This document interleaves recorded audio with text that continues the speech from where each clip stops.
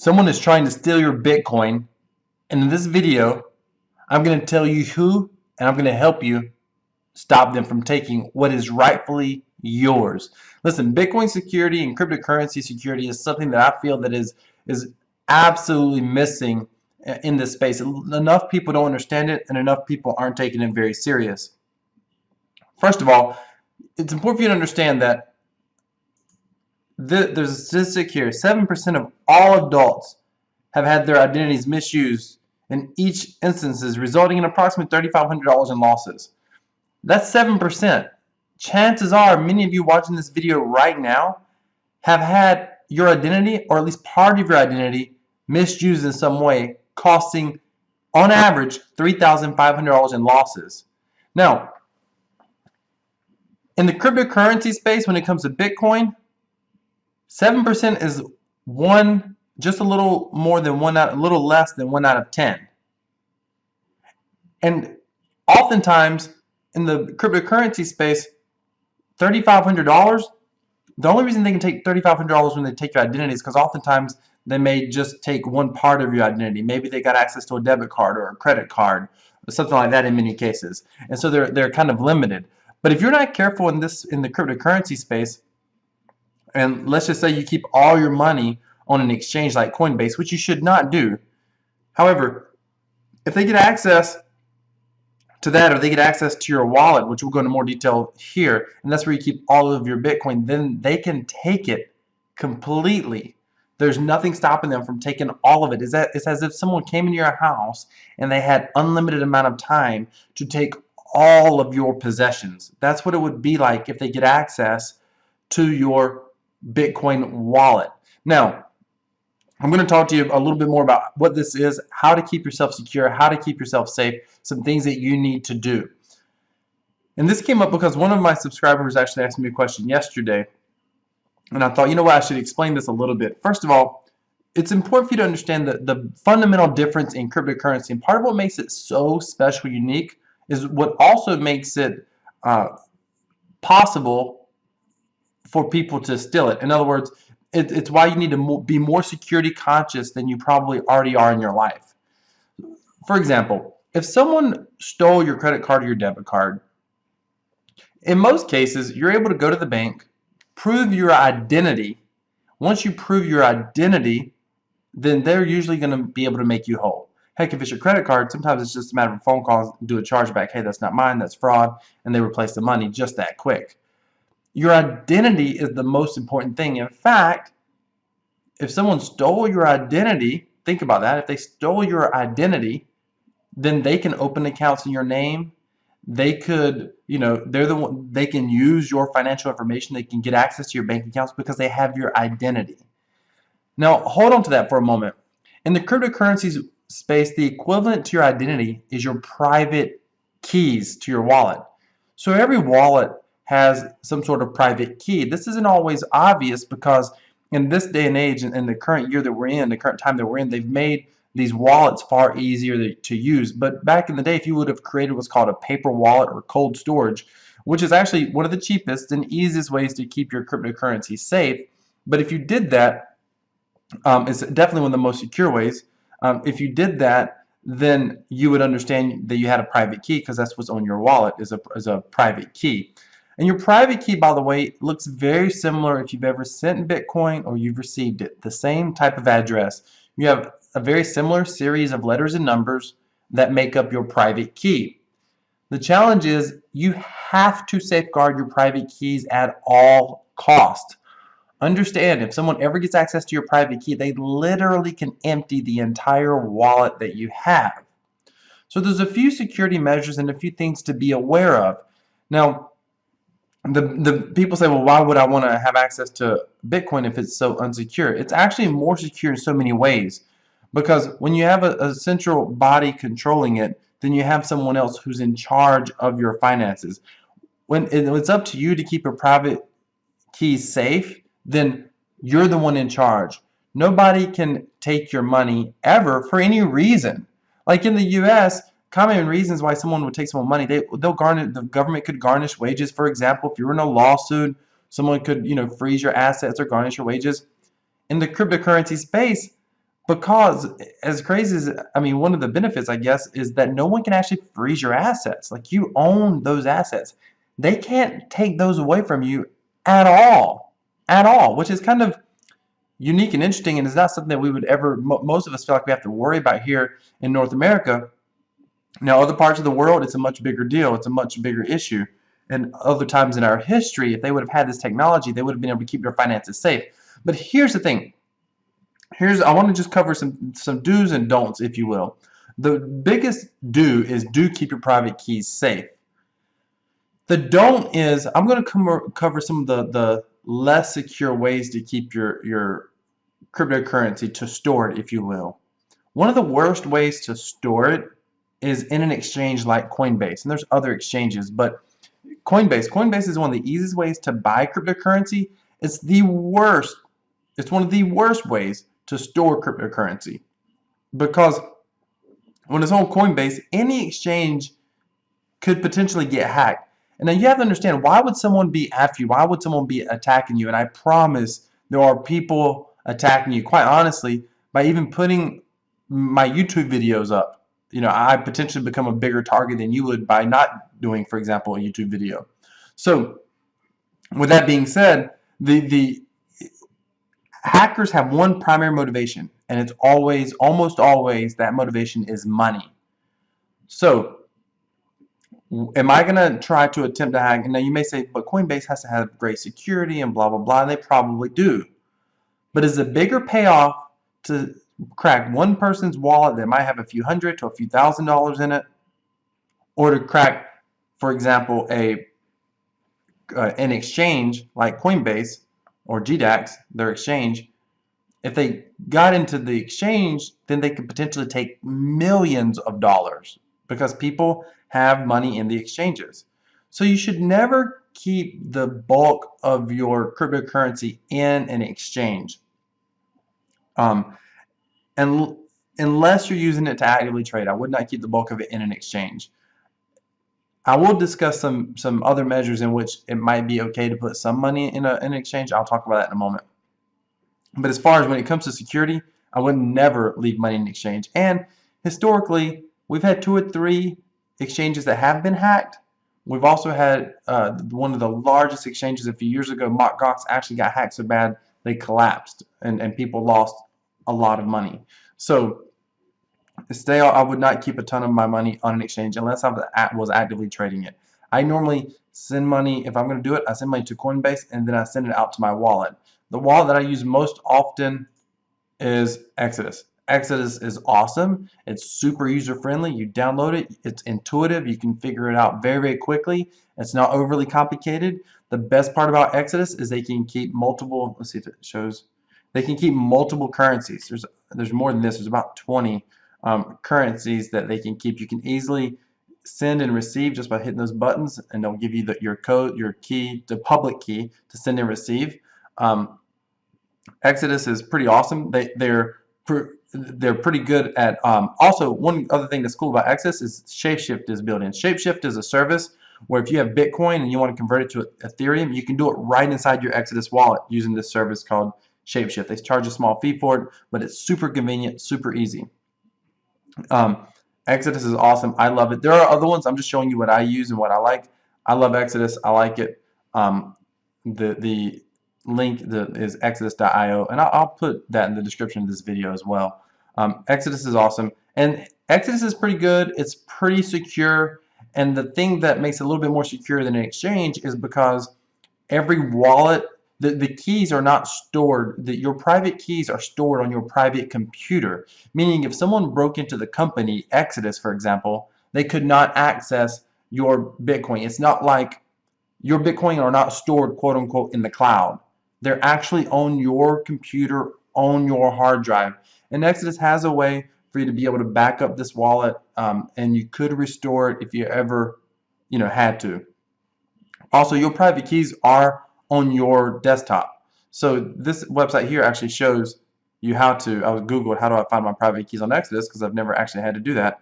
And they give you instructions on how to go through to actually export your private key. But your private key, again, is stored on your desktop. It's not like there's not a big account somewhere like an exchange would have, where all the money, like if you get into this one big account at the exchanges, you've gotten into everybody's accounts. That's not how Exodus works. There's no central account. It's stored on your computer. So this would be outside of a paper cold wallet. This would be online. This is called I think they call it a hot wallet, an online wallet, or a desktop wallet. It's not even an online wallet. There are differences. They have online wallets. This is a desktop wallet. And I love Exodus. Super friendly to use. If you're going to be spending money, sending money, I usually send money to Coinbase, then I send out of Coinbase to Exodus. Now, what's better than Exodus, and probably one of the most convenient yet very secure ways to keep your money, would be with a Ledger wallet. This is very popular, the Ledger Nano S, because of the price. It's only about 60 bucks. This is more secure than Exodus, and I'll explain why in a moment. But it's basically like a USB drive, if you will. It's not a USB drive. It's a little more. It's much more secure than that. A little more complicated, if you will. But basically, it goes into a USB port, and so your wallet is on this drive. Now, what makes this better than Exodus is because if someone were to hack your computer, and let's just say they had like a keylogger on, your computer, they put a virus on your computer, they tracked you, then they could figure out your login. They might not have your private keys to Exodus, but they could figure out your login, how you're logging in, and that could potentially give them access to Exodus. Now, this is why Ledger Nano S is so much better in that regard. You plug it in, you will still have a private key, you'll have a private key. You'll still have a public key to send info to. They have a desktop interface where you're able to log on and you can see their interface. Let's see if they have a example. Trying to see if they showed. I'm not seeing it, but yeah, I'm not seeing it. Anyway, the point being, the private keys are stored on this piece of hardware. So when you get done sending or receiving Bitcoin, you literally can just unplug it. And if someone hacks into your computer, they can't get access to your wallet, your Bitcoins. In fact, these have never been hacked by a software means. The only hack that's ever taken place was, I think it was their competitor, and it was one time, and it was basically done as an experiment, and some MIT person or whatever was managed to hack this only if they had it in their possession. So they were able to take it, and they did find a way to break into it from a kind of a security weakness, and they were able to access the Bitcoin, and I think that security weakness ended up getting fixed. But the point is, no one has a chance of stealing your Bitcoin once you actually have this off your computer, unplugged outside the USB drive. So it's a super secure way to keep your Bitcoin safe. Now here's another thing I would recommend. Is when you start dealing with larger and larger and larger amounts of cryptocurrency, you don't need to leave it on just one device. If you lost that device, you would be kind of, SOL. So here's what you can do. You can have a little money on an exchange, especially if you're into trading and investing. You can have a little money on an exchange. Have multiple Ledger wallets if you need. Have some money on Exodus. If you're investing in something like Genesis mining, then you've got money on Genesis, basically, essentially. You've got capital over there producing, mining power. If you're investing in things like Bitconnect, you've got money over there. So once you have your money, it kind of helps to have your money spread out a little bit as well. So if someone got hacked into one device, you've got money somewhere else. Now, at some point, you're going to need a primary place to store the bulk of your Bitcoin or your cryptocurrency. Without question, I would recommend a Ledger Nano S. It's a little bit easier for most people than just creating a paper wallet. It's more secure in some ways. However, just like a paper wallet, if you lost it, you'd be in trouble. This is like holding cash in your hand. Literally, you could hold $1 million in Bitcoin, $10 million in Bitcoin in this one device. Literally. At that point, you might need to figure out something else to do to keep it secure, some other place to keep it. But this is one of the most secure ways, this product here, especially when you start dealing with larger and larger amounts. I would not keep anything in Exodus at all, much more than, and you'll see guys who will, I've seen YouTube videos where guys have had $500,000 in their Exodus wallet. I think that's crazy. I would not recommend that.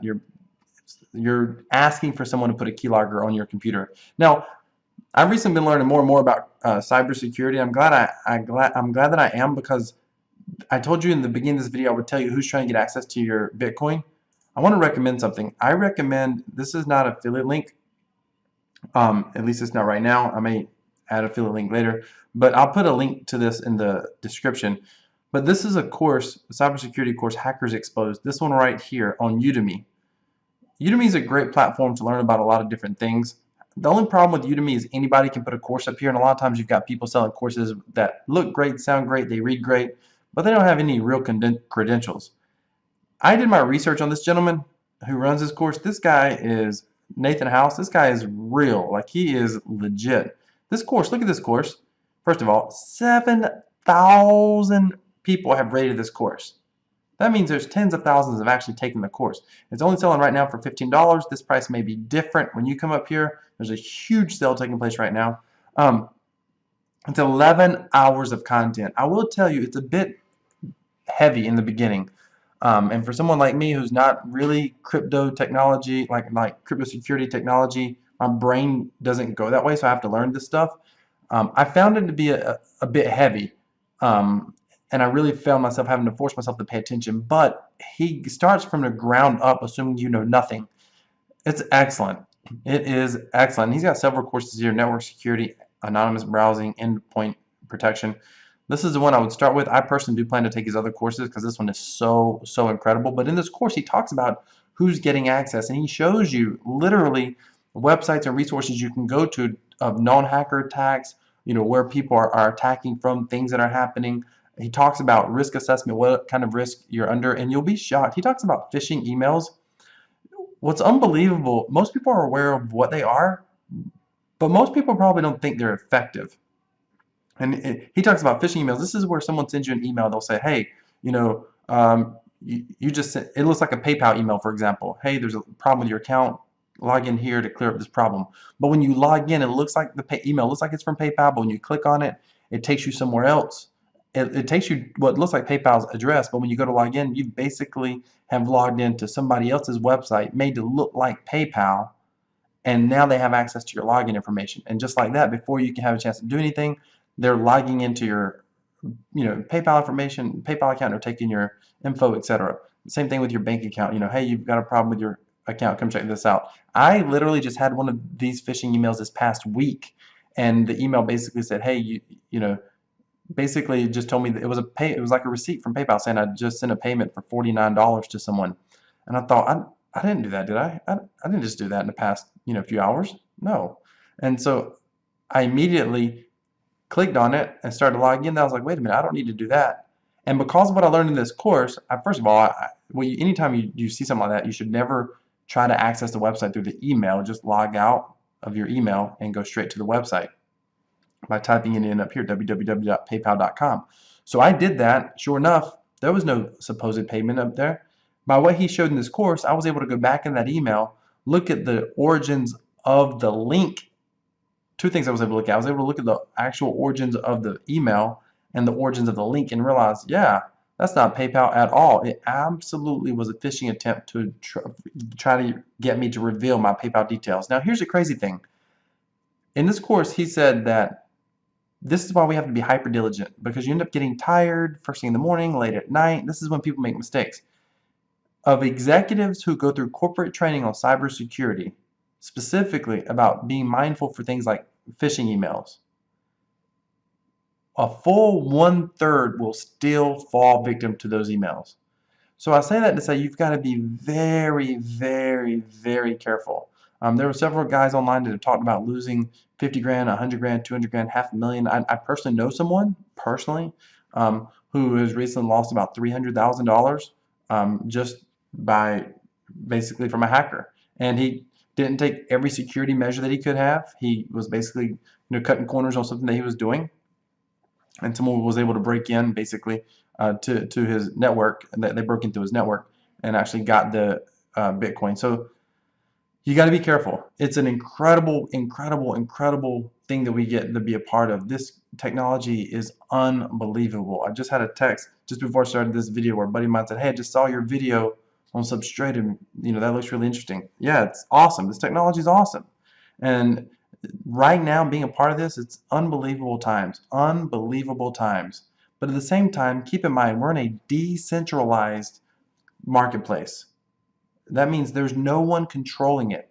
It also means you can't expect Big Brother to ever take anything from you, but at the same time, Big Brother's not there to give you any protection either.